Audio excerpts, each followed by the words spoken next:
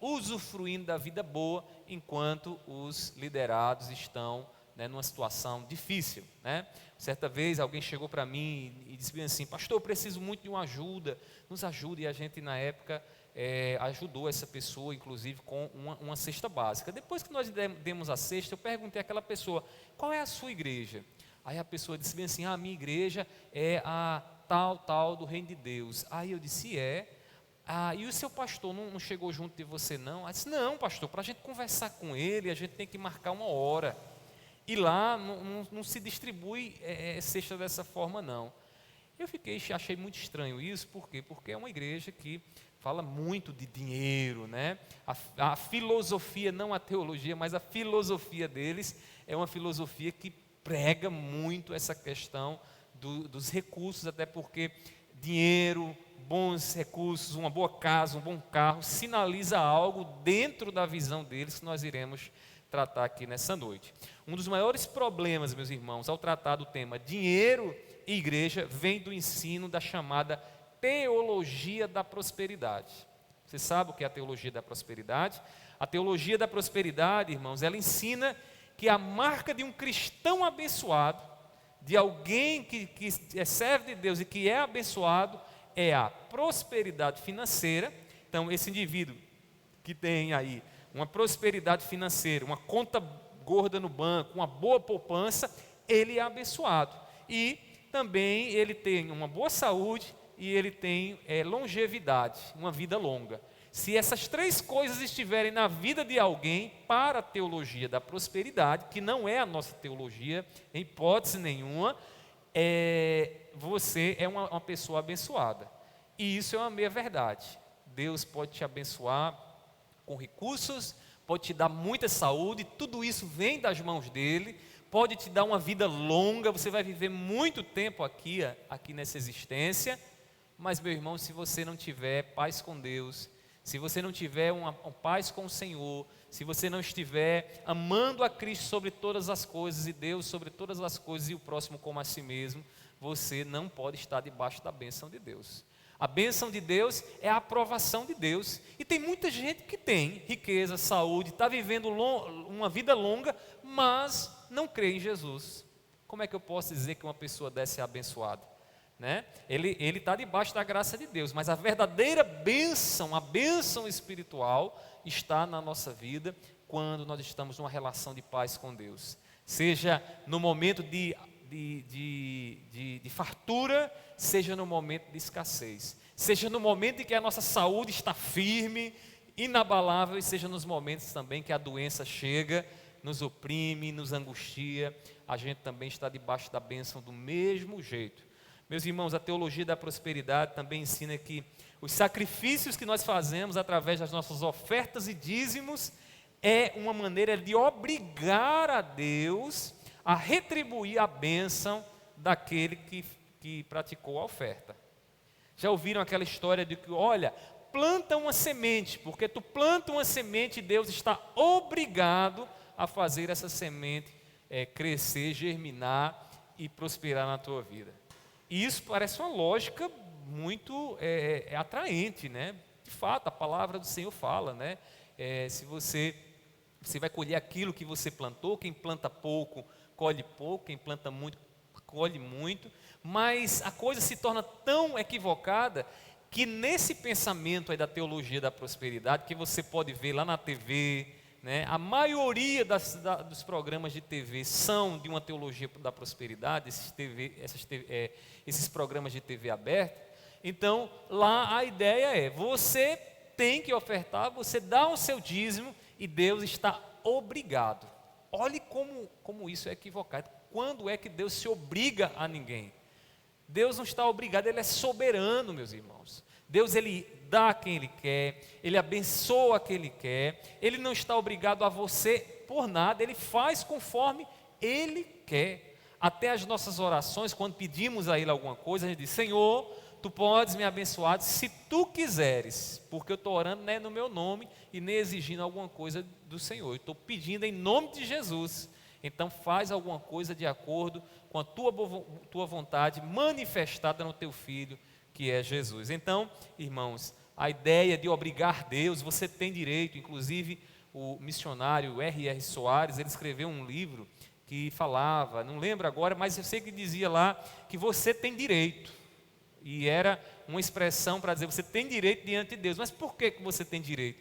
Porque você fez o sacrifício, porque você dizimou, porque você pegou o seu dinheirinho e foi lá e entregou então para que alguém, para que você pudesse obrigar Deus a fazer aquilo que o seu coração quer, aquilo que você tanto quer. Meus irmãos, é isso que a Bíblia ensina? Claro que não. Infelizmente o resultado disso, meus irmãos, sabe qual tem sido? Nós temos visto pessoas frustradas com igrejas, pessoas revoltadas com Deus, pessoas que adotaram uma visão totalmente equivocada de igreja, porque diz, toda igreja é assim, toda igreja só fala em dinheiro, em dízimos e ofertas, e pessoas vivendo aí, muitas até a mendigarem depois que participaram de determinadas igrejas, e não receberam aquilo que fizeram, o sacrifício que fizeram, né? Meus irmãos, muitas vezes a Bíblia, ela nos mostra servos de Deus que, mesmo fiéis a Deus, viveram uma vida paupérrima, pobre, uma vida de muita dificuldade, inclusive sem saúde. Eu posso citar aqui 3 exemplos. O primeiro deles, Jó. Meus irmãos, Jó era um homem íntegro, fiel a Deus, mas veio sobre ele o que? A perda de tudo. Veio a pobreza, veio a enfermidade. Os amigos que ele tinha chegaram para ele e disseram, Jó, tu estás em pecado. Aumentaram o fardo de Jó. Ou seja, dentro da teologia da prosperidade, essa parte das escrituras certamente é rasgada. Essa parte é rasgada, porque está lá, Jó sofrendo, né, mesmo sendo fiel a Deus. Quem mais? Paulo. Lembra do espinho na carne? Paulo, mesmo sendo missionário do Senhor, um homem completamente doado à obra do Senhor, mas diz na sua palavra, lá em Coríntios capítulo 12, que ele tinha um espinho na carne, que o angustiava, que era um mensageiro de Satanás, que lhe humilhava. E que, detalhe, veio da parte de Deus sobre a vida dele. Mas será que é só Jó e Paulo? Jesus, irmãos, quando alguns queriam seguir a ele, ele disse assim, olha, tu queres ir para onde? Porque as raposas têm seu covil, né? Mas eu não tenho nem onde reclinar a cabeça. Jesus vivia de ofertas, né, que eram dadas para que ele sobrevivesse e tivesse seu ministério itinerante. Então ele passava no lugar, as pessoas iam lá, juntavam recursos e abençoavam ele. Era assim que acontecia. Então, a palavra de Deus está cheia de exemplos, irmãos, de homens e mulheres fiéis ao Senhor, mas que não foram ricos, nem tiveram muita saúde, né? Viveram vidas com muitas dificuldades aqui nessa existência. Muitas igrejas evangélicas históricas, como é o nosso caso, nós congregacionais, aqueles que têm uma história, que não nasceram ontem, mas nós já estamos aí já há um bom tempo na caminhada. Muitas igrejas evangélicas históricas não têm falado sobre dinheiro, como uma maneira de resguardar a sua teologia. Então, tem igrejas que dizem assim, não vou falar sobre dinheiro, porque vão acabar pensando que nós somos da teologia da prosperidade. E eu tenho um certo receio de que aqui no nosso meio exista isso, porque a gente não deve ter medo de falar sobre dinheiro como a Bíblia nos ensina. E aí, irmãos, muitas igrejas que são igrejas verdadeiras não têm falado sobre dinheiro. E nós precisamos ter cuidado para não tentar resolver o problema do falso ensino acerca do dinheiro, né, deixando de falar de outro tema muito importante, que é a mordomia cristã. Porque quando falamos da administração dos recursos que Deus tem nos dado, nós tocaremos nesse tema tão importante para a nossa vida. A mordomia é tão importante porque ela se estende aos recursos que nós temos, se estende à família que nós temos. Os seus filhos foi Deus que te deu, né? Os bens que você tem foi Deus que te deu, né? Tudo que você tem foi Deus que te deu. Logo, você é um mordomo, um administrador. E eu digo mais a você, Deus, Ele vai pedir conta da maneira como você usou todos os recursos que Ele tem dado a você. Então, a gente deve ter cuidado aqui. E qual é o cuidado que a gente deve ter? De dizer, não vou falar sobre dinheiro, porque vão acabar me entendendo mal, quando na verdade, além de tentar resolver um problema, a gente arruma um outro, que é deixar de falar de um tema muito caro para nós, muito precioso, que é a mordomia cristã. Então, meus irmãos, por que é que nos nossos dias tem se tornado tão delicado falar de dinheiro e de igreja? Porque a ideia que o mundo tem aí fora é a ideia da teologia da prosperidade, de que toda igreja canta a mesma música teologicamente, e isso não é verdade. Se alguém falar com você e disser bem assim, vocês seguem lá aquela linha lá da Universal do Reino de Deus, né, da Mundial do Reino de Deus, você vai dizer, não tem nada a ver. Ali é teologia da prosperidade, a nossa teologia é teologia reformada, é teologia bíblica, é o que está na Bíblia. Se está na Bíblia, amém. Se não está, a gente não segue isso aí. Então, meus irmãos, infelizmente o mundo, ele não tem esse filtro que eu e você temos, mas nós podemos ensinar e fazer essa distinção clara de que teologia da prosperidade é uma coisa, teologia reformada, teologia cristã, bíblica é outra coisa. Meus irmãos, como então a Bíblia nos mostra a relação de Deus com o dinheiro? Será que existe alguma relação entre o nosso Deus e o dinheiro, as riquezas que nós temos? Então, nós vamos agora voltar a nossa atenção para as Escrituras. Eu queria que você pudesse, você que está nos acompanhando em casa, pudesse ter uma Bíblia aí perto de você também, e nós iremos aqui nos debruçar um pouco mais nas Escrituras. E eu queria que você fosse lendo comigo os textos que nós vamos aqui citando, tá bom?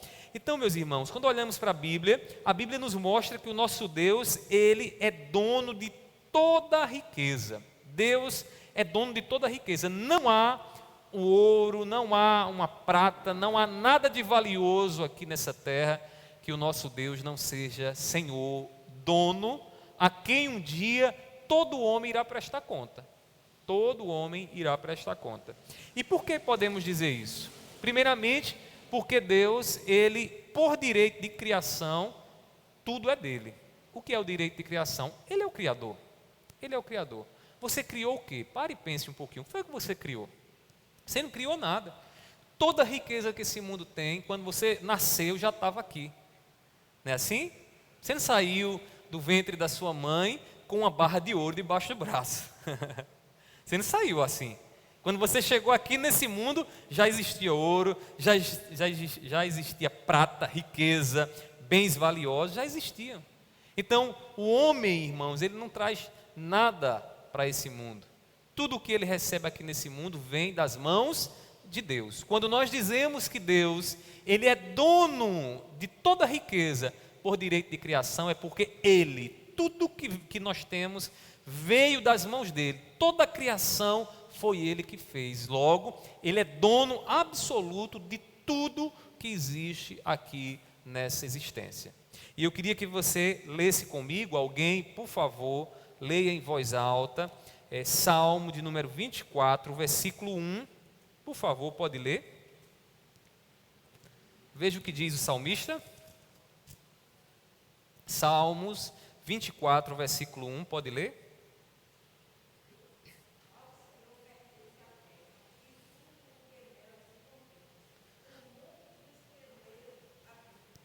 Olha a primeira parte do verso. Ao Senhor pertence a terra e a sua plenitude. O que é que o salmista está dizendo aqui para nós, irmãos? Que não há um centímetro aqui nessa existência que Deus não seja Senhor. Deus é Senhor dos recursos que você tem. Ele é Senhor da sua vida. E uma vez que Ele é Senhor, então eu devo fazer o que com aquilo que Ele me deu? Administrar bem. Eu devo cuidar bem daquilo que o Senhor me deu como uma graça dEle, como um favor dEle. Meus irmãos, Ele é o dono do ouro e da prata, como nós lemos lá em Ageu, capítulo 2, versículo 8. Dono do ouro e da prata quer dizer o quê? Dono de toda riqueza. É Deus quem dá riqueza. Aqui eu abro um parênteses, irmãos. Tem muita gente que deseja tanto a riqueza e Deus não vai dar. Deus nunca vai dar riqueza a essas pessoas. Sabe por quê? Porque Deus está livrando essa pessoa de grande juízo.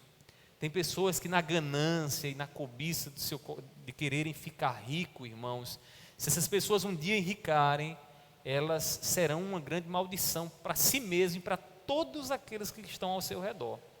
É por isso que em muitos casos Deus deixa que nós vivamos uma vida bem limitada. Não vai faltar pão, não vai faltar o que beber e o que vestir, mas uma vida bem limitada, porque se um dia ficássemos ricos, né, em alguns casos, seria um problema. Meus irmãos, Deus é o Senhor de toda a riqueza, é Ele quem dá a riqueza. Exatamente, a riqueza ela tem um poder, meus irmãos, de colocar para fora aquilo que está no seu coração. Ele amplifica em você os seus pecados, né? A pessoa que é uma adúltera, quando ela tem muito poder por conta da riqueza, ela se torna mais adúltera ainda. Quando a pessoa ela é ruim, gosta de fazer o mal aos outros, com mais riqueza, ela se torna um Adolf Hitler, né, como aconteceu lá na Alemanha. Vai fazer o mal maior ainda. Então, meus irmãos, nós precisamos pedir ao Senhor que o Senhor nos abençoe, que o Senhor nos dê sabedoria no uso dos recursos que Ele nos deu.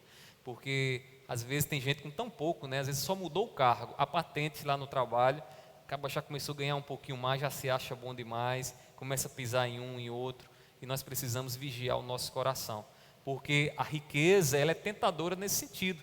Ela tenta o seu coração a você exercer sem limites a maldade que está em você, né? Então, você tem condições, você tem riqueza, as pessoas sabem que você tem, então o poder que a riqueza lhe traz, lhe leva a colocar para fora alguns pecados que estão aí no seu coração. Então, a gente precisa pedir muita graça a Deus para que com riqueza nós continuemos vivendo para Deus, para a glória de Deus em santidade, e para isso precisamos orar todos os dias. Então, por que Deus é o Senhor de tudo? Porque Ele é o Deus Criador, Ele criou todas as coisas. Mas quando nós olhamos para a Bíblia, irmãos, além da criação, o direito de criação que Ele tem, existe também o direito de capacitação. O que quer dizer isso?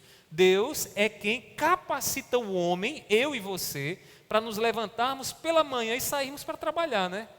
O homem incrédulo muitas vezes diz assim: esse negócio de Deus vai me dar, se eu não me levantar pela manhã para ir trabalhar, eu quero ver quem é que vai colocar comida dentro de casa. Já ouviram isso?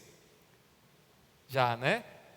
O homem que não conhece a Deus não sabe, é um tolo, porque ele acha que a saúde é Ele quem dá, é Ele quem tem. Meus irmãos, é Deus quem tem a nossa vida na palma das mãos, e é Ele quem nos capacita, dando inteligência, dando forças, para que a gente trabalhe e a gente ganhe o nosso recurso, o pão nosso de cada dia.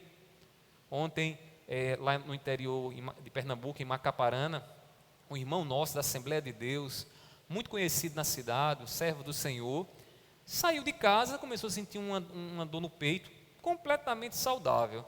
Vou ao hospital para ver o que é isso. Começou a sentir, quando chegou no hospital, irmãos, assim que ele chegou lá, que sentou, teve um infarto, morreu ali mesmo. Aí todo mundo ficou, meu Deus, ele estava bem, eu vi agora de manhã, passando aqui na frente. Irmãos, é Deus quem tem a nossa vida na palma das mãos dele.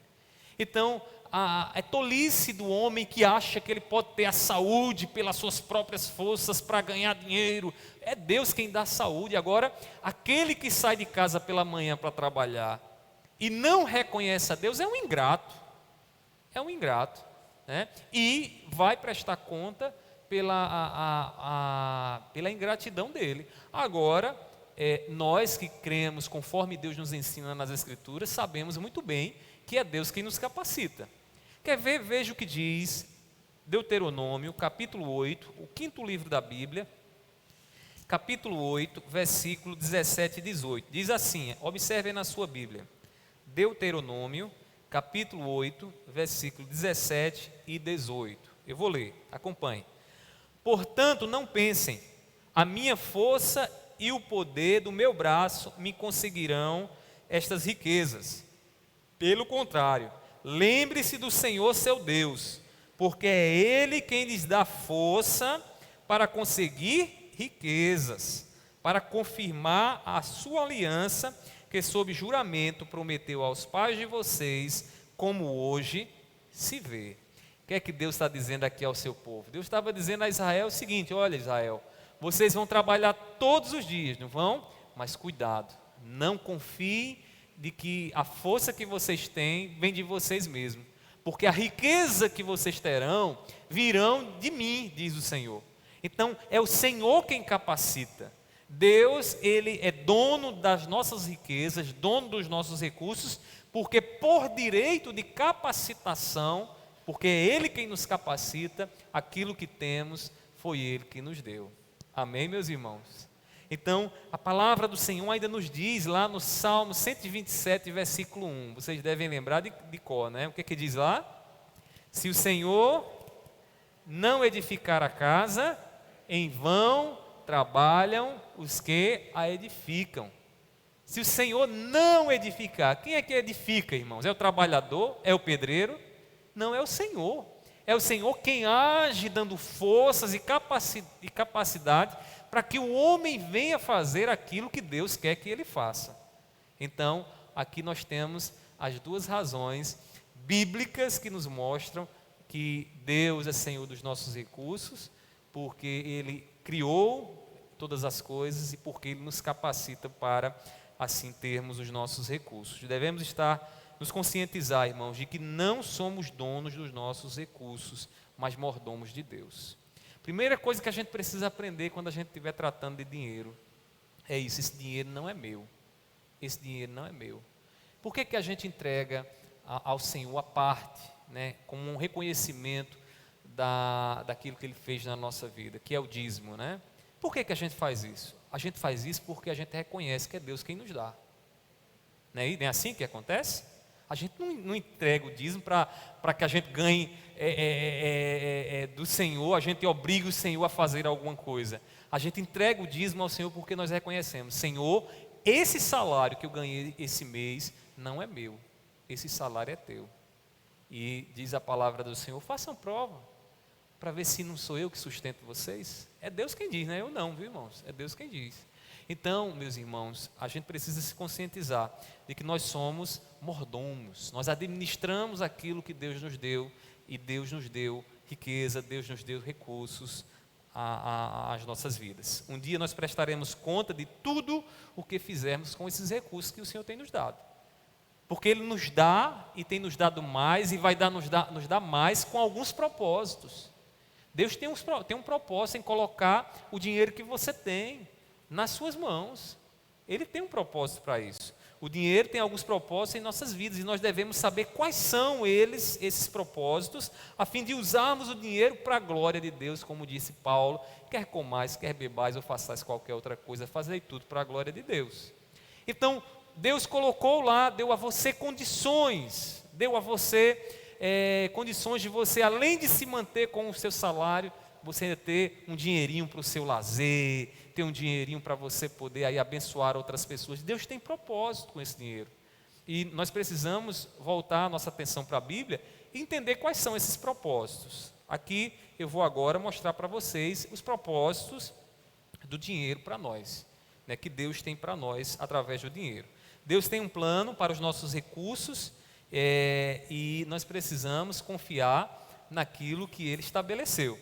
Deus, Ele tem um plano para os recursos que Ele nos confiou, que Ele colocou sobre a nossa mesa, que Ele colocou lá na nossa conta bancária. Ele tem um plano para isso. Os propósitos para os recursos concedidos por Deus são 4. Eu vou mostrar aqui para vocês quais são eles. Primeiro deles, qual é o primeiro propósito? Suprir as nossas necessidades e a de nossa família. Então, Deus, Ele coloca recursos, Ele nos dá dinheiro, a fim de que a gente venha suprir as necessidades nossas básicas. Quais são elas? Comer, beber e vestir, e de nossa família, dos nossos filhos, do nosso cônjuge. E aí, vejamos o que diz lá Mateus, abra sua Bíblia e acompanhe. Mateus capítulo 6, Deus abençoe o trabalho, irmã Elizabeth. Mateus 6, versículo 31, diz assim a palavra do Senhor. Mateus 6, versículo 31 e 32. Porque os gentios é que procuram todas estas coisas. O Pai de vocês que está no céu, sabe que vocês precisam de todas elas. Olha o que Jesus está dizendo aqui aos discípulos. Jesus diz: os gentios é quem busca o quê? O básico para sobreviver. Eles vivem para buscar uma boa comida, uma boa vestimenta, o que beber, eles vivem para isso. Aí Jesus está dizendo: com vocês não é assim, porque vocês sabem que o Pai de vocês, quem é o Pai de vocês? Deus, sabe que vocês necessitam de tudo isso. Então, meus irmãos, o nosso Deus é um Deus atento às nossas necessidades. E sabendo das nossas necessidades, Ele faz o quê? Ele nos dá recursos. Recursos para que a gente tenha o que comer, o que beber, o que vestir. Ainda diz lá, aqui no versículo 11 do capítulo 6, observe aí, antes da oração do Pai Nosso, como é chamada, ele diz assim, ou melhor, na oração do Pai Nosso, 6, versículo 11. O pão nosso de cada dia nos dá hoje. Não é assim que é feita a oração?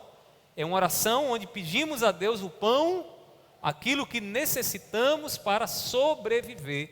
Então, na oração aqui fica claro que Deus, é Ele quem nos dá condições para a nossa subsistência. Para a nossa subsistência. Pode ter certeza, meus irmãos, aqueles que vivem fielmente no Senhor, que são íntegros, homens e mulheres íntegras, eles não têm o que temer, porque Deus há de suprir as necessidades dele.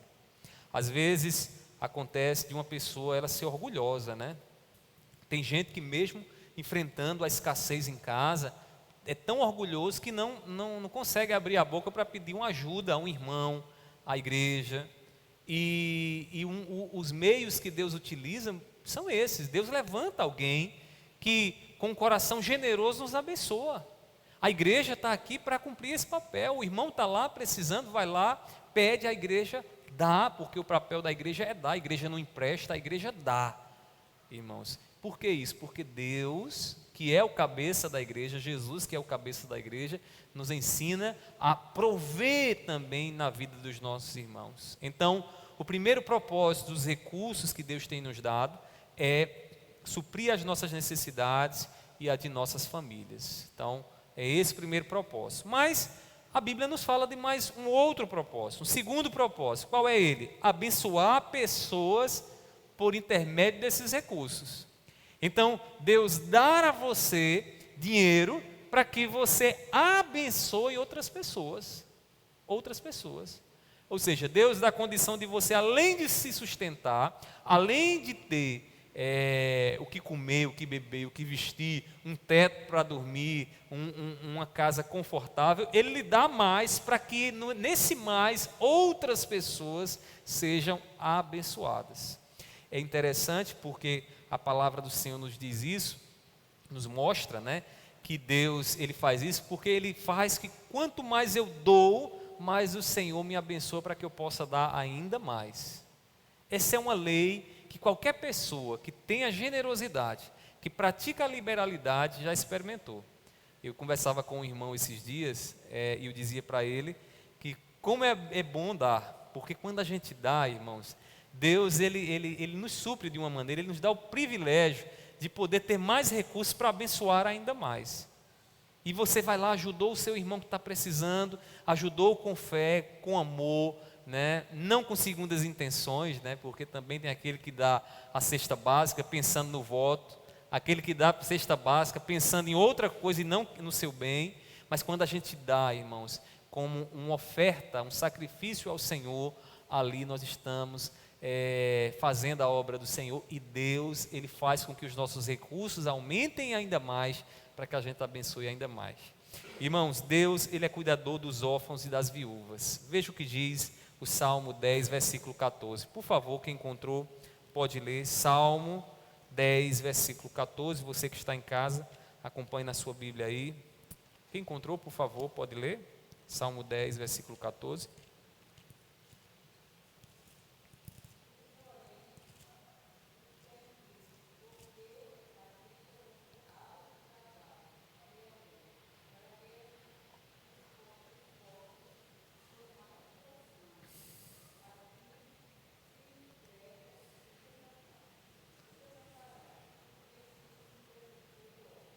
Olha que coisa maravilhosa. Na última parte ele diz: a ti se entrega ao desamparado. O desamparado é aquele que não tem amparo, né? Então ele se entrega aos cuidados de quem? De Deus. E ainda diz: tu tens sido defensor do órfão. O órfão aqui é a imagem do desamparado, né? Então aquele que está desamparado tem quem como seu cuidador? Deus. Deus é o seu cuidador. Meus irmãos, a verdadeira religião aos olhos de Deus é cuidar dos órfãos e das viúvas, como diz Tiago, né? Tiago, capítulo 1, versículo 27, veja aí na sua Bíblia, Tiago 1, 27, e veja o que é a verdadeira religião, né? E Tiago fala isso contra aquela ideia de que alguém que pensa ser religioso, né, mas que não atenta para as necessidades do seu irmão, ele pensa estar vivendo a verdadeira religião. Ele diz assim, Tiago 1,27: a religião pura e sem mácula, sem mancha, para com o nosso Deus e Pai é esta. 2 pontos, né? Qual é? Visitar os órfãos e as viúvas nas suas aflições e guardar-se incontaminado do mundo. Então, visitar os órfãos e as viúvas nas suas necessidades, nas suas aflições. Em termos práticos, isso significa o quê? Você deve estar atento aos necessitados. Porque se você tem recursos e sabe que o seu irmão está necessitado, tem dinheiro, e você não o ajuda, né, numa necessidade genuína, verdadeira, pode ter certeza, você não está vivendo a verdadeira religião. Porque o propósito do dinheiro que Deus nos dá na nossa mão é também ajudar os nossos irmãos, aqueles que são necessitados. Vocês estão percebendo o peso da responsabilidade que está nas mãos dos cristãos ricos, daqueles que têm dinheiro? Eles têm essa responsabilidade diante de Deus e vão prestar contas por essa riqueza que Deus lhes deu, e eles, vendo as necessidades, não ajudaram. Agora, eu preciso fazer aqui uma ressalva. Tem muita gente também esperta. Tem muita gente que diz: mas você não é cristão, tem que ajudar. E se apropria, né, do que a Bíblia diz para benefício próprio, para enriquecer, para ter uma vida boa, né, meus irmãos? Então, isso aí não é cristão, coisa nenhuma, né? Sabe aquela pessoa que liga para você, ela não pede uma ajuda, ela já pede dinheiro a você? Cuidado, porque tem gente que é assim, e tem gente que pode se aproveitar da sua liberalidade para querer se beneficiar, e a gente tem que também ser prudente, né? Tem que ser prudente. É aquela história, né? O indivíduo tá com fome, aí ele chega lá: eu estou com fome, eu preciso de algo para sobreviver. Aí você vai lá e dá uma mortadela a ele. Aí ele diz: não, mas essa daqui eu não como, eu só como sadia. Que necessidade é essa, meus irmãos? Quem precisa se vestir, se veste com roupa, não se veste com etiqueta de roupa. Quem precisa comer, come comida. Ele não precisa da marca XY para poder comer. Então, aprendam bem também a ajudar com os recursos de vocês. Tem gente que é esperta, tem gente aí que a gente precisa ter muito cuidado, viu? Muito cuidado, que se aproveitam. Aproveitam da nossa fé, da nossa teologia, daquilo que a gente tem aprendido do nosso Senhor, mas a gente tem que ser prudente. Deixa eu contar uma experiência que aconteceu comigo esses dias. Eu fui ao Banco Santander, lá em Mangabeira. Quando eu ia saindo do banco, um senhor estava lá na porta do banco, parado com a Bíblia na mão. Aí eu vou saindo, ele: moço, um folhetinho. Aí eu disse: tá bom, obrigado, seu Zé, tal. Aí falei com ele lá: muito obrigado. Aí quando eu vou saindo, disse: não, peraí, só um momentinho. Aí ele começou: eu estou vendo uma luz estranha, diferente em você, você tem uma luz diferente, você é um rapaz educado, você é bonito. Me botou lá em cima, e eu disse: rapaz, o negócio está bom aqui, né? E o caba começou, e aí eu disse a ele: obrigado, é Jesus na minha vida, na nossa vida, né? O nosso Senhor não faz isso, né? Ele disse: pois é, eu posso deixar um salmo para você? Aí eu disse: pode, lógico que pode. Aí ele pegou a Bíblia e me deu lá o salmo, era o salmo, acho que era 36. Ele pegou o salmo, abriu o salmo e disse: agora leia aí, tome. Aí me deu a Bíblia dele, aí eu li o salmo, né? Li lá. Aí depois enquanto eu estava lendo o salmo, ele disse bem assim: sua mãe tem câncer? Aí eu disse: graças a Deus não tem. Ele disse: pois a minha tem. E a minha mora em Pedra de Fogo. Aí eu matei a charada. Aí eu disse: o senhor quer dinheiro, né? Porque o senhor quer dinheiro, né? Deixa eu dizer uma coisa: todo o dinheiro que eu tinha, eu acabei de depositar, não tenho dinheiro nenhum. Aí ele disse: tá bom então, tá, Deus abençoe você. Pegou a Bíblia da minha mão e foi para lá. O que é isso, irmãos? Isso é mais um daqueles que estão indo para Pedra de Fogo. Porque eu estava dizendo a Mirelle que esses dias, parece que todo mundo mora em Pedra de Fogo, homem. Só chega gente pedindo dinheiro para ir para Pedra de Fogo. Aí eu disse: se você mora em Pedra de Fogo, dê aqui um desconto, porque é incrível, todo mundo vai para Pedra de Fogo. E aí eu disse, eu já vi, isso não é o primeiro que acontece, que faz isso, vocês já devem ter experimentado algum encontro desses aí. Mas o que são isso? Vejam só, é todo um discurso de religiosidade, de misericórdia, de ligação com você, porque compartilhamos a mesma Bíblia, nós oramos, pedimos a Deus, para o quê? Para meter a mão no seu bolso. Se aquele homem fosse um homem bem intencionado, ele teria chegado para mim e teria pedido a mim. E se eu tivesse dado a ele, ele teria agradecido a Deus, ele teria falado de Deus, mas colocar a palavra de Deus na frente para pedir ajuda, é manipulação isso, irmão, isso é manipulação. Então a gente precisa ser prudente, ficar alerta aí, porque tem muita gente desse tipo, que sabe que você é generoso, que você é generosa, e vai estourar os limites do seu cartão. Vai comprar, não vai pagar e vai dizer: ah, mas você é crente. E não venha me cobrar não, porque na Bíblia, né? Então, meus irmãos, a gente tem que ficar atento com relação a isso aí. O dinheiro, além de servir para suprir as nossas necessidades e de nossas famílias, também tem um propósito de abençoar a vida dos nossos irmãos. Meus queridos irmãos, o povo de Deus, ele deve ajudar aqueles que estão atribulados, principalmente os irmãos em Cristo. Veja, por favor, o que diz Gálatas capítulo 6, versículo 10. Por favor, se você encontrou aí, leia esse texto, Gálatas 6, 10. O que é que diz aí?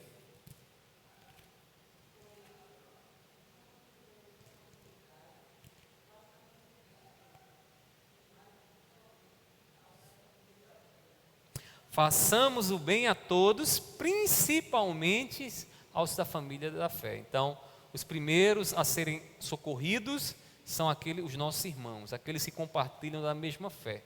É assim que Deus nos ensina. Os irmãos estão abençoados, está todo mundo aí suprido, a gente abençoa outros. Então a palavra de Deus, ela nos ensina a socorrer os nossos irmãos. Lá na igreja primitiva, você pode depois conferir Atos capítulo 2, versículo 42 e 45. Quando o Espírito Santo, irmãos, encheu ali a igreja do Senhor, e aqueles homens e mulheres cheios do Senhor, sabe o que eles faziam, irmãos, na comunidade deles? Eles vendiam o que possuíam, vendiam suas propriedades, a fim de socorrer os irmãos que estavam passando necessidade na comunidade. Então, o que é que eles faziam? Sabiam que tinha aquela irmãzinha lá que estava sem nada para comer em casa, né? Que não tinha assistência de ninguém. Então, o que é que o indivíduo tinha? Ele tinha um terreninho ali de 1 hectare, ele ia lá e vendia esse terreno e dizia: olha, aqui está agora o recurso para você sobreviver. Isso acontece, irmãos, quando o quê? Quando o Espírito Santo está atuando no coração. Porque o Espírito Santo nos leva a usar os nossos recursos para abençoar, socorrer os necessitados, aqueles que estão conosco, aqueles que sabemos que precisam do nosso auxílio. Mas há ainda um terceiro propósito. Já vimos 2 aqui. Qual é o terceiro propósito? Sustentar a obra de Deus, sustentar a igreja do Senhor. Não tem como a igreja do Senhor, em termos de instituição, sobreviver se não houver o sustento. E aí, irmãos, mesmo que a igreja ela tenha fins espirituais, porque o fim espiritual da igreja é adorar a Deus, para isso a igreja ela poderia até não precisar de recursos nem de parede. A igreja, para ser igreja, ela não precisa ter uma conta bancária. ela não precisa ter tesouro, a igreja não precisa de nada disso, ela é igreja sem isso. Mas, quando nós decidimos nos reunir, né, ter um lugar para cultuarmos juntos ao nosso Deus, ao invés de estarmos na rua, nas calçadas, nós estamos cultuando ao Senhor com bancos apropriados, com som apropriado, com ar-condicionado e tudo mais, meus irmãos, isso aqui só tem condições de sobreviver se houver quem contribua. Meus irmãos, a Bíblia ela é clara em ensinar que o obreiro, aquele que está à frente do trabalho, ele é digno do seu salário. E veja só o que diz aí Lucas capítulo 10, versículo 7. E outro irmão já abra 1 Timóteo capítulo 5, versículo 18. Então, tanto Lucas como Paulo, eles vão falar acerca daqueles que estão empenhados no ensino e na expansão do reino de Deus. Estes devem ser socorridos pela igreja, ajudados pela igreja, para que eles possam expandir ainda mais o evangelho. Por favor, pode ler quem encontrou. Lucas 10, versículo 7 e depois 1 Timóteo capítulo 5, 18.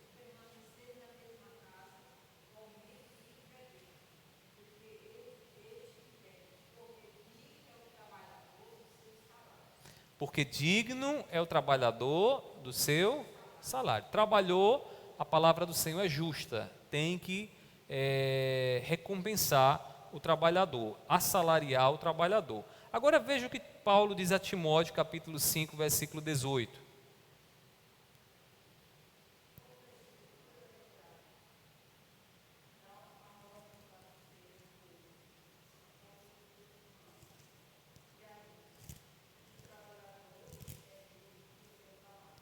A imagem que Paulo usa é a imagem do boi, né? Ou seja, ele está dizendo, não amordaçar é o quê? Não colocar ali, não privar o boi de alimento, de beber e de comer, quando ele estiver trabalhando. Se você tiver um boi fazendo isso, sem comer e sem beber, o que é que vai acontecer? Ele vai morrer, ele vai desfalecer na obra, não vai?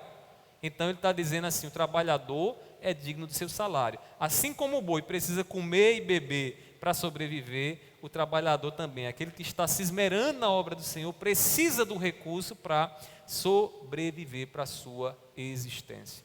Essa semana eu conversava com um irmão, que nós estávamos horrorizados, né, com o que ouvimos aí acerca de um pastor. Pastor, um homem doado à obra do Senhor, a esposa morreu, teve um ataque cardíaco, morreu, e ele tinha 5 filhos, irmãos, pastoreavam uma igreja, e nós ficamos sabendo que essa igreja é uma igreja que as pessoas não dizimam, e enquanto conversava com alguns irmãos aqui da nossa igreja, nós ficávamos horrorizados com a maneira, né, como aquela igreja exigia do seu pastor a presença dele em tudo no mundo, né? Tem uma festa de aniversário, o pastor está lá, o irmão adoeceu, está lá, precisa levar o irmão no hospital, está lá o pastor, precisa pregar a palavra, ensinar a palavra de Deus, está lá. E no dia que o pastor morreu, o pastor não tinha nem condições de comprar o caixão para sua esposa. Você já imaginou a humilhação de um homem desse? E a vergonha para uma igreja dessa, irmãos? Você já imaginou a vergonha? Porque é um trabalhador da obra do Senhor, é alguém que está expandindo o Evangelho, é alguém que está pregando o Evangelho. O Evangelho que os membros lá sabem que é o Evangelho de Deus. Mas os irmãos são mão de vacas, avarentos, gananciosos, e não entregam a parte do Senhor. Irmãos, e a gente falava e conversava com alguns irmãos com muita tristeza, né? É muito triste, irmãos, muito triste uma coisa dessa. Você não vê essas mesmas pessoas com restrições para pagar um advogado. Você não vê essas mesmas pessoas com restrições para pagar um médico para fazer uma consulta, né? Que são pessoas também vocacionadas, né, dentro de uma área específica. Mas aquele que prega o Evangelho, que cuida da orientação espiritual deles, aí eles tratam, né? Não, ele vive lá com o que der. E aí o cara chega no fim da vida, né, com a esposa morre, não tem dinheiro para comprar um caixão, né? Isso é vergonhoso, isso é muito vergonhoso, e certamente essas pessoas elas vão prestar conta, né, da maneira como usaram os recursos que tinham. né, os recursos que tinham. Meus irmãos, a igreja existe independente dos recursos financeiros, porém, com esses recursos, a expansão do reino certamente fica facilitada, né? Quando nós temos condições de comprar uma caixa de som, a gente pode fazer um culto na rua e pregar para centenas de pessoas ouvirem. Mas quando nós não temos uma caixa amplificada, a gente prega do mesmo jeito, só que de uma forma bem mais limitada. Graças a Deus, porque a gente se reúne e com os recursos que Deus tem nos dado, a gente tem condições de fazer expandir a obra do Senhor, de fazer expandir o reino de Deus, de pregar mais, de levar para frente o Evangelho. Então, meus irmãos, o propósito de Deus com os recursos que nós temos também é sustentar a sua obra. Primeiramente, sustentar você e sua família, sustentar os necessitados que estão ao seu redor, sustentar a obra dele. E qual é o último propósito, o quarto propósito nessa noite? Despertar o nosso senso de gratidão. De gratidão. Então, Deus nos dá recursos, Deus nos dá dinheiro para que a gente possa dizer: Senhor, muito obrigado. Senhor, eu sou grato pelos recursos que o Senhor tem me dado. O Deus, Ele mostra o seu poder sobre nós, fazendo a provisão daquilo que nós necessitamos. Não é assim? Aqui em Mateus capítulo 6, versículo 33, veja aí na sua Bíblia, veja que promessa maravilhosa você está sob ela. Mateus 6, versículo 33, diz assim: mas busquem em primeiro lugar o reino de Deus e a sua justiça, e todas estas coisas lhes serão acrescentadas. Que coisas são essas? Vocês lembram? Que coisas são essas? Que coisas são da luz? Da luz não, do céu.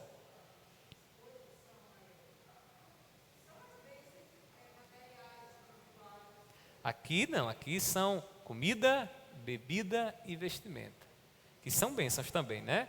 Mas aqui é bem específico. Jesus está dizendo: busque em primeiro lugar o reino de Deus e não vai faltar sobre você a comida, a bebida e o que vestir.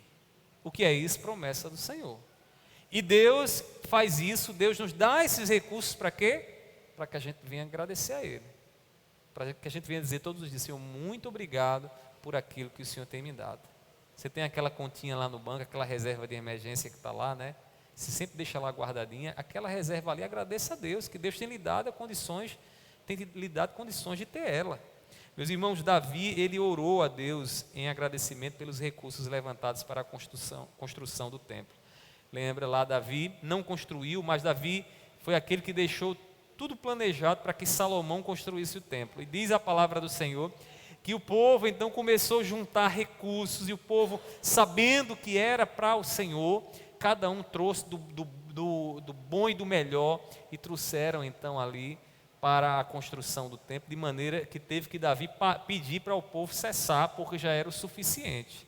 Tamanha generosidade do povo.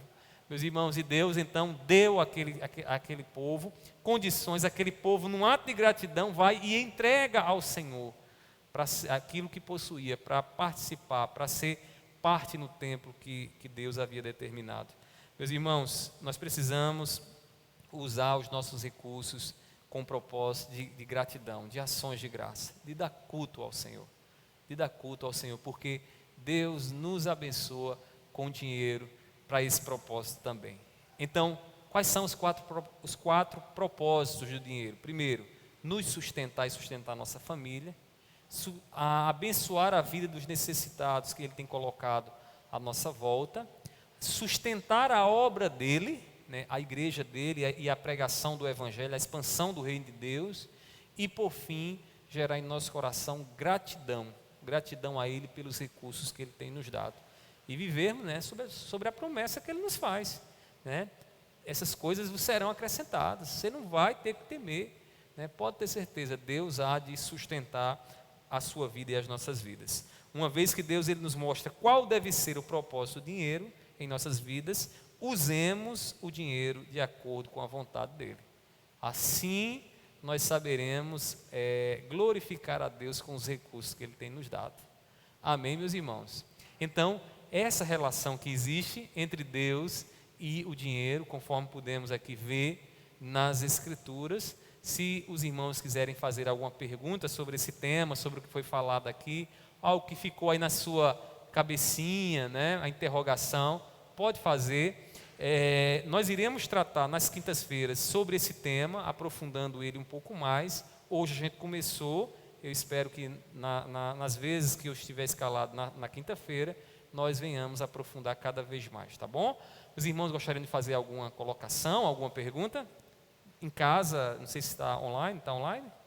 O pessoal tem alguma pergunta? Alguém gostaria de fazer alguma colocação?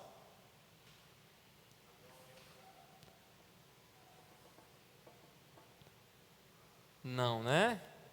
Então, amém, amém. Deu para esclarecer, né? A gente só está começando, viu?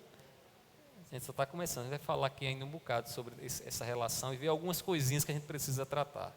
Tá ok, irmãos? Então, vamos ficar de pé nesse momento. Meus irmãos, eu queria só pedir àqueles que ainda não deram seu nome para participar lá do encontro de casais, lá em Carapibus, né, dê o seu nome. Hoje à noite ainda eu estarei passando para a Josélia o nome dos que irão, porque veja só, lá não pode chegar qualquer hora e entrar, não é assim que funciona, tem que deixar os nomes lá na recepção, e aí é importante que você dê o seu nome, se você vai, tá certo? Para poder chegando lá, seu nome estando lá, você entra, se não tiver, você volta para casa, você volta para João Pessoa. Então, quem ainda não deu o nome, ainda não deu o nome, né, nos procure ou nos mande uma mensagem para que a gente possa colocar seu nome lá, tá bom? Vamos ficar de pé? Pai, nós te louvamos pela tua palavra que nos guia, ela é lâmpada para os nossos pés, é guia que nos orienta no teu bom caminho, que nos orienta na vereda da justiça. Pai, eu te rogo agora que aquilo que aqui foi ministrado nessa noite, nos leve, Senhor, a ter uma relação de dependência com o Senhor, porque Tu és o Senhor que provê os recursos para as nossas vidas, a fim de abençoar nossas vidas, a nossa família e todos aqueles que estão à nossa volta. Eu te peço, Deus, seja com os Teus servos, livra o coração da ganância, da avareza, que eles tenham um coração, Deus, liberal, que manifeste a gratidão e manifeste, Deus, o seu discipulado, ajudando aqueles que precisam dos recursos que eles possuem. Abençoe suas vidas, abençoe a minha também, dar-nos graça, Senhor, no uso dos recursos que o Senhor tem nos dado também. Eu te peço assim, leva-nos agora para os nossos lares em segurança e dá-nos uma noite de descanso maravilhosa em Tua presença. Meu Pai, assim eu te oro, te peço e sei que o Senhor irá fazer bem mais do que aquilo que nós temos pedido. Assim eu te oro e te agradeço em nome do Teu Filho amado Jesus. Amém. Que a graça do nosso Senhor Jesus Cristo, o amor de Deus e a comunhão do Espírito Santo estejam sobre todos, hoje e para todos sempre.